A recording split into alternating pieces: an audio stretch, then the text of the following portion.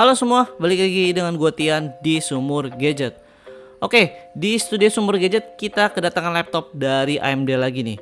Dan kali ini dari brand HP. Kenalin, ini adalah HP Pavilion Aero 13 BE 2005 AU. Laptop teringan yang pernah gue pegang sih. Ya udah, nggak usah lama-lama lagi, yuk kita bahas. Jujur, waktu pertama kali laptop ini datang dan gue pegang gitu kardusnya, gue kira laptop ini tuh nggak ada di dalam kardusnya loh. Karena emang ternyata laptop ini tuh ya seenteng itu. Untuk bobotnya itu dia nggak sampai 1 kilogram.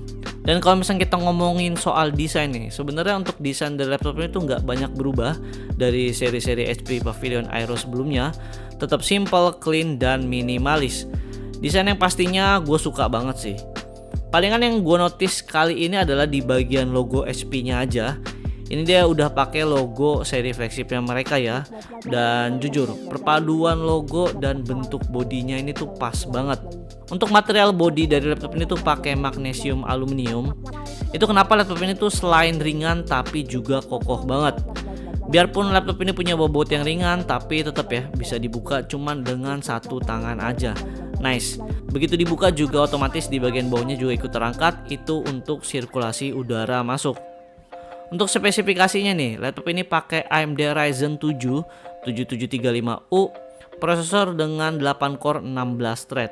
Untuk prosesornya itu dia dari arsitektur Zen 3 Plus ya, jadi bukan arsitektur Zen 4. Dan untuk fabrikasinya sendiri dia udah di 6 nanometer. Untuk maksimal boost clocknya prosesor ini tuh bisa sampai di 4,75 GHz. Di bagian integrated GPU-nya ini pakai AMD Radeon 680M, jadi ini udah lumayan kenceng. GPU ini tuh pakai arsitektur RDNA 2, jadinya dia udah support ray tracing dan akselerasi hardware EV1 juga udah kekinian lah. Untuk RAM kita dikasih RAM 16GB LPDDR5. Lalu untuk storage-nya kita dikasih SSD NVMe 1TB. Untuk baterai kita juga dikasih 43,3 Wh. Lalu untuk konektivitas kita dikasih Wi-Fi 6 dan Bluetooth 5.2. Terakhir kita juga dikasih Windows 11 Home dan Office Home and Student 2021. Lanjut di bagian layar berukuran 13,3 inch dengan aspek rasio di 16:10. Untuk resolusinya dia di 1920x1200. Pakai panel IPS dan udah 100% sRGB. Jadi ini udah oke banget ya buat kalian yang mau editing atau mungkin pakai laptop ini untuk desain grafis. Untuk tingkat kecerahan layarnya juga udah sangat oke, yaitu di 400 nits. Move ke bagian atasnya ada webcam, sayangnya aja resolusi cuma di 720p. Padahal laptop ini tuh cocok banget dipakai untuk office atau mungkin meeting online. Seenggaknya minimal kedepannya mungkin bisa dikasih di resolusi 1080p biar kalau misalkan lagi meeting online itu hasilnya jauh lebih maksimal lagi. Lanjut di bagian keyboardnya udah ada backlight juga dengan 2 tingkat kecerahan. Overall sih ini untuk keyboardnya khasnya HP lah, asik buat typing. Dan entah kenapa gue suka sih sama keyboard HP kali ini. Desain layoutnya tuh jadi kelihatan rapih banget. Jadi laptop itu kelihatan bener-bener simple, minimalis, dan ya yang tadi gue bilang cocok banget buat dibawa kemana-mana. Untuk touchpadnya juga kita dikasih ukuran yang cukup luas kok. Udah lebih dari cukup kalau misalkan kita pakai untuk kegiatan yang casual aja kayak office atau mungkin browsing-browsing. Untuk portnya juga lumayan lengkap ya. Ada satu port HDMI 2.0, lalu ada 2 USB 3.2 Gen 1, lalu ada satu USB 3.2 Gen 2 Type-C yang udah support untuk charging juga. Lalu ada port 3,5 mm audio combo jack, dan terakhir ada port DC in untuk ngecas. Next di bagian audionya kita udah dikasih 2 stereo speaker dan ini juga udah di-tune by Bang & Olufsen. Untuk hasil suaranya sendiri sih menurut gua ini udah cukup lantang ya. Cuman emang ya di bagian bassnya ini aja yang agak sedikit kurang. Overall sih kalau misalkan mau kalian dengerin musik atau mungkin dengerin streaming film itu masih oke lah. Nah sekarang kita masuk ke pengujian benchmarknya. Yang pertama Cinebench R23. Untuk single core-nya dapat skor di 1467 poin. Lalu untuk multicore-nya dapat di 8344 poin. Selanjutnya 3D Mark Time Spy dapat skor di 1847. dengan grafik skornya di 1649, lalu untuk CPU skornya di 5801.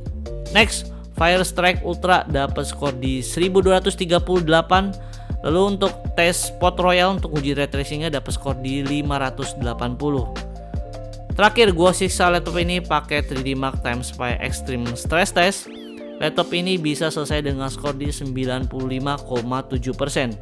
Ketika running stress test juga untuk CPU-nya maksimalnya di 90,8 derajat. Masih terbilang aman kok. Next, sekarang kita masuk ke pengujian software content creation. Yang pertama, Blender. Di sini gue coba render demo project BMW dengan CPU compute, hasilnya selesai dalam waktu 4 menit 25 detik. Selanjutnya, Adobe Premiere Pro 2023, render project 1080p dengan durasi 6 menitan, hasilnya selesai dalam waktu 3 menit 42 detik. Terakhir, Adobe Photoshop dipakai untuk editing foto atau desain, ini juga sama sekali nggak ada masalah, lancar, dan yang terpenting layarnya ini udah nyaman banget karena udah 100% sRGB, jadi udah cukup akurat. Oke, untuk benchmark udah, sekarang kita coba untuk tes gaming. Gimana sih performanya dari AMD 680M ini? Di sini gue tes game Valorant aja ya. Untuk settingan grafiknya gue coba set di medium. Overall sih ketika di game untuk FPS ini sangat-sangat aman. Kita bisa dapat FPS mulai dari 90 sampai di 120-an FPS. Ketika dipakai main game juga suhu dari CPU-nya juga adem kok, di 60-an derajat aja. Dan by the way, ini gue tes gamingnya itu nggak di ruangannya ber-AC ya. Jadi harusnya kalau misalnya kalian lagi di ruangannya ber-AC, untuk suhunya lebih adem lagi. Oke, sekarang kita masuk ke harganya nih. Untuk harganya sendiri, laptop ini dibanderol di harga 14 jutaan.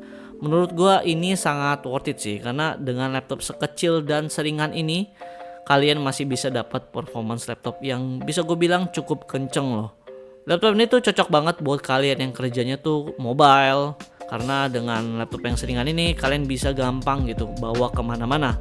Mau dibawa pakai tas ransel bisa, mau dibawa pakai tas lempang juga bisa, karena emang bobot dari laptop ini ya tadi gue bilang sangat-sangat ringan. Dan gak cuman itu aja sih, di bagian layarnya ini karena emang udah punya akurasi warna di 100% sRGB, jadi laptop ini tuh bisa lah dipakai untuk kegiatan content creation, kayak misalkan editing foto, editing video, atau mungkin kalian yang mau kerjain kerjaan desain grafis di sini, itu masih bisa kok.